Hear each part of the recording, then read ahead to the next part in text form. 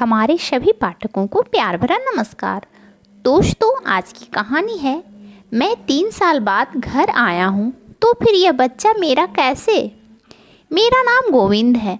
आज से 3 साल पहले मेरी शादी हुई थी।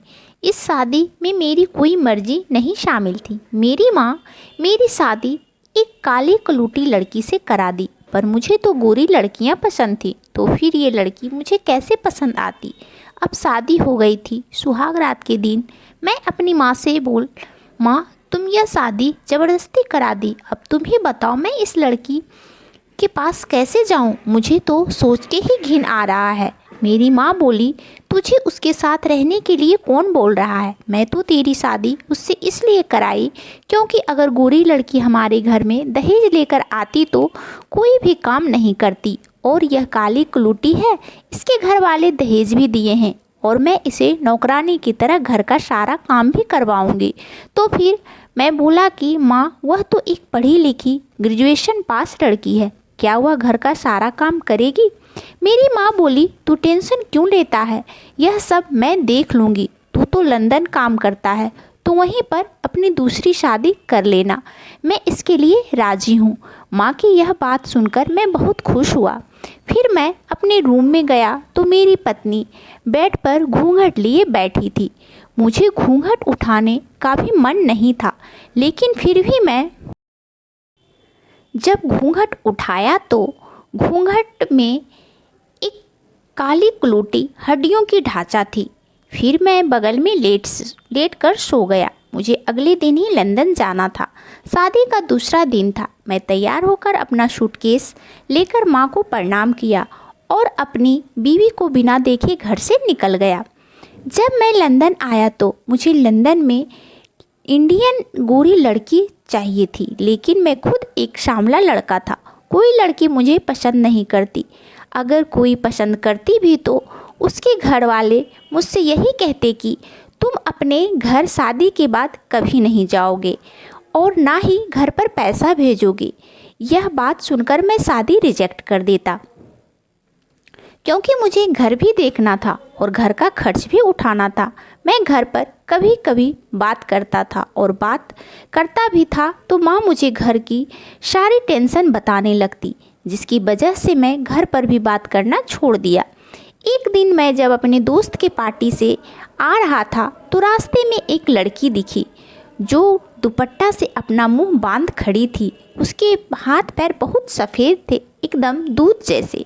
मैं उस लड़की के हाथ पैर को देखकर समझ गया था कि यह बहुत सुंदर है, जिसे मैं ढूंढ रहा था। फिर मैं गाड़ी रोका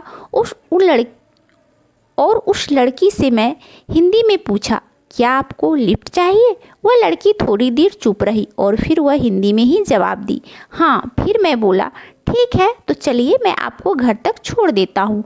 वह लड़की फिर हिंदी में ही जवाब दी, जिसमें मैं समझ गया कि वह भी इंडियन है, और फिर बोली, यहाँ मेरा घर नहीं है, यहाँ पर मेरे मामा मामी रहते थे। जब मैं उनके घर गई तो उनके घर में ताला लगा हुआ था, इसलिए मैं यहाँ खड़ी हूँ। फिर मैं बोला कि अगर आप चाहे तो मेरे रूम में चलकर रह सकती हैं, मैं अकेला रहता हूँ। फिर वह लड़की बोली, मैं आपको जानती नहीं तो आपके साथ कैसे रहूँगी। अगर आप मुझसे शादी कर ले तो मैं आपके साथ चल सकती हूँ। यह बात सुनकर मैं हैरान था, क्योंकि शादी एक गुड्डे गुड़ियों का खेल नहीं है जो 1 मिनट में फैसला ले ले। लेकिन फिर भी पता नहीं क्यों मुझे उसका प्रपोज एक्सेप्ट था और मैं उसे शादी के लिए मान गया। अब हमारी शादी हो चुकी थी। मैं उसे अपने रूम में लेकर आया। मेरा एक छोटा सा रूम था और उसी रूम में किचन भी था, जो कि मैं खुद ही खाना बनाता था। रूम में आने के बाद मैं अपनी वाइफ से बोला, अब तो हमारी शादी हो गई है, अब तो यह घूंघट हटा दो। फिर मेरी बीवी घूंघट हटाई। जब मैं अपनी बीवी को देखा तो हैरान रह गया, क्योंकि उस पर्दे के पीछे जिसे कि चांद छुपा हो, मेरी वाइफ बहुत सुंदर थी, दूध जैसी गोरी। मेरी बीवी ने कहा, मुझे बहुत ज़ोर से भूख लगी है। यह बात सुनकर मैं जल्दी से खाना बनाने लगा। खाना बनाकर अपनी बीवी को खिलाया और खुद भी खाया। फिर हम अपने बेडरूम में गए और एक दूसरे से ढेर सारा प्यार किया। दूसरे दिन जब मैं उठा तो मेरी बीवी नहाकर तैयार होकर मेरे लिए नाश्ता बना चुकी थी। जब यह सब देखकर मैं बहुत खुश था कि मेरी बीवी कितनी अच्छी है। सुबह शाम ऐसे ही चल रहा था, मेरा बहुत ज़्यादा ख्याल रखती थी। और एक दिन जब मैं काम से घर आया तो देखा कि मेरी बीवी रूम में नहीं है। मुझे लगा कि वह मार्केट गई है, लेकिन बहुत देर बीत चुके थे, अभी तक नहीं आई है। उसे बहुत ढूंढा, मुझे उसके बिना रहा नहीं जा रहा था। मुझे उसकी बहुत याद आ रही थी। दिन पर दिन उसके प्यार में मैं पागल होता जा रहा था। मुझे यह चीज़ बर्दाश्त नहीं हो रही थी, इसलिए मैं लंदन से घर आ गया। और जब घर आकर देखा तो मेरी बीवी नहीं थी। फिर मैं माँ से पूछा, मेरी बीवी कहाँ है? माँ ने जवाब दिया, वह घर का एक भी काम नहीं करती थी, वो हमसे लड़ाई करके अपने मायके चली गई। मुझे पूरा दिन घर का सारा काम करना पड़ता है, अब मैं थक गई हूँ। जा और अपनी बीवी को लेकर आ। जब मैं अपनी बीवी के घर गया तो उसके भाई उससे मिलने नहीं दे रहा था। मैं अपनी बीवी के भाई से बहुत मिन्नतें करने के बाद मेरी बीवी का भाई मुझे अपनी बीवी से मिलने की इजाज़त दी। और जब मैं अपनी बीवी को देखा तो शौक हो गया, क्योंकि उसका पेट बाहर निकला हुआ था और वह 8 महीने की प्रेग्नेंट थी। यह देखकर मैं गुस्से से लाल हो गया और उसे गाली देने लगा और बदचलन बहाया कहने लगा। तब मेरी बीवी ने कहा, यह बच्चा आपका ही है। फिर मैं बोला, मैं 3 साल बाद घर आया हूँ, तो फिर यह बच्चा मेरा कैसे हो गया? हमारे बीच बहस चलने लगी।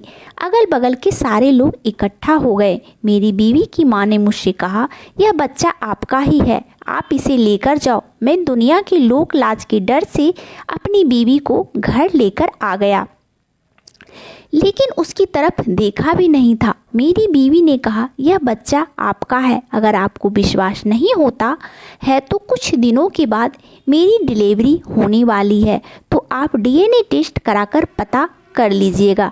डिलीवरी की टाइम आ गया, डिलीवरी भी हो गई। डिलीवरी के बाद जब डीएनए टेस्ट हुआ तो रिपोर्ट देखकर मैं हैरान था, क्योंकि रिपोर्ट में लिखा था कि यह मेरा ही बच्चा है। मैं अपने शहर के सबसे बड़े अस्पताल में जांच करवाया तो वहाँ पर भी यही रिपोर्ट आया। इसके बाद मैं और भी 3-4 हॉस्पिटल में जांच करवाया, हर जगह वही रिपोर्ट था। फिर भी मैं विश्वास नहीं किया। फिर मेरी पत्नी ने कहा, मैं आपको एक सच्चाई बताती हूँ। लंदन में जो लड़की आपको रास्ते में मिली थी वह मैं ही थी। जब मैं शादी के बाद मायके गई तो मेरी मामी मेरे घर आई हुई थी। मुझे देखा तो वह हैरान रह गई, क्योंकि मेरी हालत 10 साल पहले मैं बहुत सुंदर और बहुत हेल्दी थी। मेरी मामी लंदन में रहती है।